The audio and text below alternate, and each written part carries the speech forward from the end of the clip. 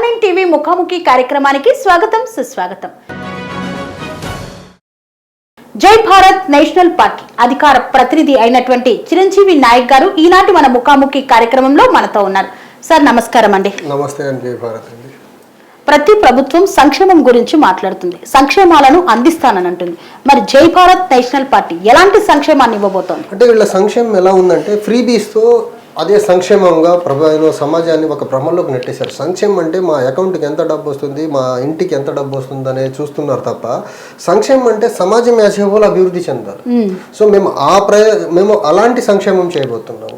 So ఆ ప్రయత్నంలో భాగంగా ప్రతి నియోజకవర్గానికి వచ్చేసి మనకు సంవత్సరానికి 100 కోట్ల రూపాయల అభివృద్ధి నిధులు ఒక నియోజకవర్గానికి ఇస్తాము. 5 సంవత్సరాలకి 500 కోట్లు ఒక నియోజకవర్గానికి అభివృద్ధికి ఫండ్స్ ఇవ్వబోతున్నాము. 500 కోట్లు 5 సంవత్సరాలకి. అలా 175 నియోజకవర్గాలకి ఇర్రెస్పెక్టివ్ ఆఫ్ పార్టీ ఎమ్మెల్యే. అక్కడ ఇప్పుడు రూలింగ్ పార్టీలో ఉండే ఎమ్మెల్యేకి ఒక తీరుగా ట్రీట్మెంట్ ఉంటుంది, అపోజిషన్లో ఉండే ఎమ్మెల్యేకి ఒక రకమైన ట్రీట్మెంట్ ఫండ్స్ ఇచ్చే విషయం.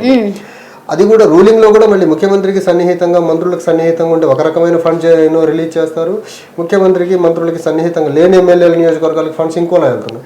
ఇలా డిస్పారిటీస్ ఏం లేకుండా, డిస్క్రిమినేషన్ చూపించకుండా ఫండ్ రిలీజ్ చేసే విషయంలో ఏ పార్టీ ఎమ్మెల్యే అక్కడ ఉన్నా కానీ సంవత్సరానికి 100 కోట్ల రూపాయలు నియోజకవర్గ డెవలప్మెంట్కి ఇచ్చేస్తాం.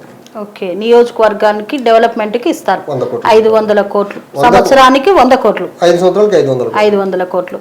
ఓకే, సంక్షేమంలో ఇంకా పిల్లల కోసం ఏమైనా చేర్చారా? సంక్షేమంలో పిల్లల కోసం అంటే ఇప్పుడు మనకు స్కూల్ గోయింగ్ పిల్లలకి మనకు ఫ్రీ బస్ ఫెసిలిటీ ప్రొవైడ్ చేయబోతున్నామండి. ఓకే, ఆల్రెడీ పిల్లలతో పాటు గృహిణీలకి తర్వాత వృద్ధులకి వాళ్ళకు కూడా ఫ్రీ బస్ ఫెసిలిటీ ఇవ్వబోతుంది. ఓకే, ఆల్రెడీ తెలంగాణ రాష్ట్రంలో కాంగ్రెస్ పార్టీ 6 గ్యారంటీలో ఉచిత బస్సు సర్వీస్ ఇచ్చేసారు మహిళలకి. ఇక్కడ ఉచిత బస్ సర్వీస్ అనేది మహిళలకి ఇచ్చారు. ఓకే, ఇక మేము మహిళలకి ఇవ్వట్ల, గర్భిణీలకు, దివ్యాంగులకు, కాలేజ్కి స్కూల్కి వెళ్ళే పిల్లలకు, తర్వాత వృద్ధులకి డిఫరెంట్ సెక్షన్స్ కంటే అందరికీ కాదు, యూనివర్సల్ ప్రోగ్రామ్ కాదు అది. ఓకే, ఇది ఒకటి స్పెషల్గా ఇస్తున్నారు. సో ఇంకా ఎలాంటి సంక్షేమాలు, రైతుల కోసం ఎలాంటి సంక్షేమాన్ని పెట్టారు? రైతుల కోసం నాకు చెప్పాను కదండి, పెట్టుబడి సహాయం ఇవ్వబోతున్నాము. తర్వాత కులగణన తర్వాత వెనుకబడిన కులాల తమాషా ప్రకారం రిజర్వేషన్ కల్పించడం జరుగుతుంది. బీసీ జనాభా ఆధారంగా వాళ్ళకి బడ్జెట్లో కేటాయింపులు బీసీ సప్లాన్ రాబోతుంది. తర్వాత పెట్రోల్ డీజిల్ పై రాష్ట్రం యొక్క ఏదైతే వ్యాట్ విధిస్తుందో ఆ వ్యాట్ ని తగ్గిస్తుంది రాష్ట్ర ప్రభుత్వం. వ్యాట్ తగ్గించడం వల్ల ఏంటంటే ప్రతి కామన్ మ్యాన్ కి ఈరోజు 2 వీలరో 4 వీలరో ఉంది, వాళ్ళకి ఏంటంటే కొంతమంది ఆటోలు నడుపుకుంటారు, వాళ్ళకి కొంచెం రిలీఫ్ ఉంటుంది ఆ ట్యాక్స్ తగ్గించగలిగితే.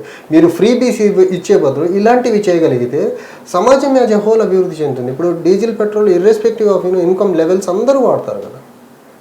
ఇప్పుడు మనం ఏదైతే పెట్రోల్ డీజిల్ మీద వ్యాట్ తగ్గించగలిగితే ట్రాన్స్పోర్ట్ యొక్క కాస్ట్ తగ్గుతుంది. ట్రాన్స్పోర్ట్ కాస్ట్ తగ్గితే మనకు ఏదైతే బేసిక్ కమాడిటీస్ డైలీగా మనం ఇంట్లో యూజ్ చేసే కమాడిటీస్ ఉంటాయి వాటి ప్రైస్ తగ్గుతుంది. ఆ ప్రైస్ తగ్గితే కామనర్ మీద బర్డెన్ తగ్గుతుంది.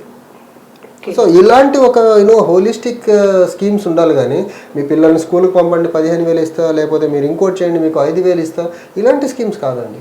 అది మనము వాళ్ళని బ్రైబ్ చేస్తున్నట్టు.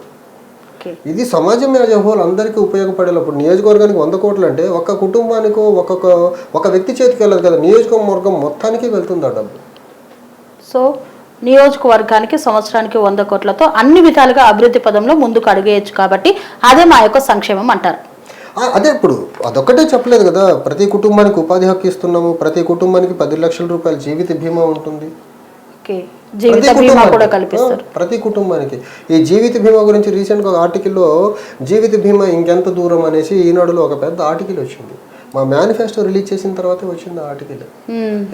అది ఎంత దూరం అని ఆర్టికల్ రాసినా లేకపోతే ఆర్టికల్ చదివిన వాళ్ళకి సమాధానము జై భారత్ నేషనల్ పార్టీ మేనిఫెస్టో. మా మేనిఫెస్టోలో క్లియర్గా ప్రతి ఒక్కరికి 10 లక్షల రూపాయల జీవిత బీమా ఇవ్వబోతున్నాం, irrespective of their income standards. Okay, so అన్ని రకాల సంక్షేమం అభివృద్ధి సమపాలలో అందించి ఆంధ్రప్రదేశ్ రాష్ట్రాన్ని. సంక్షేమం అంటే ఒకటి రాష్ట్రం సంక్షేమంగా ఉండాలి, రాష్ట్రానికి మనం సంక్షేమం చేయాలి, ఒక పర్టికులర్ సెక్షన్కి కాదు. నీడీ పీపుల్కి ఎలాగో ఇస్తామండి మనం. ఇప్పుడు డిజేబుల్డ్ పర్సన్కి, సీనియర్ సిటిజన్కి, పిల్లలకి, అదే కాలేజ్ గోయింగ్ స్కూల్ గోయింగ్ పిల్లలకి స్కాలర్షిప్ అవన్నీ యాజిటీస్కి వస్తాయి, పార్ట్ ఆఫ్ సంక్షేమమే అవి. కానీ మీ పిల్లలకి స్కూల్కి పంపిస్తే డబ్బు ఇస్తామనేది బ్రైబ్ కిందకి వస్తుంది. అది లంచం ఇచ్చి పంపిస్తున్నారు పిల్లల్ని వీళ్ళు.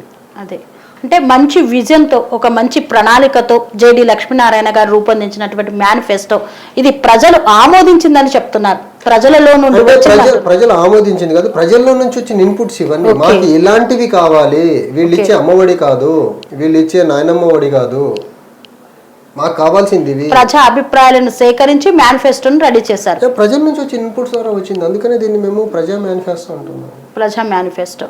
సో మరి నెక్స్ట్ ఎన్నికల్లో జై భారత్ నేషనల్ పార్టీ ఏ విధంగా ముందుకు పోనుంది? ఇంకా ఒకటండి, మేము ప్రలోభాలతో రాజకీయాలు చేయము. ఫస్ట్ డే 1 నుంచి మేము అదే చెప్తున్నాము. రాష్ట్ర ఇంట్రెస్ట్లు చెప్పి రాష్ట్ర ఇంట్రెస్ట్లు కాపాడుకునే దానికే మేము రాజకీయాల్లో ఉన్నాం. కాబట్టి రాష్ట్రం యొక్క హక్కుల్ని కాపాడుకునే దానికి మా దగ్గర ఉన్న కార్యాచరణ ఏంటో చెప్పి రాష్ట్రం యొక్క హక్కుల్ని పరిరక్షించేదానికే మేము ముందుకెళ్ళబోతున్నాం.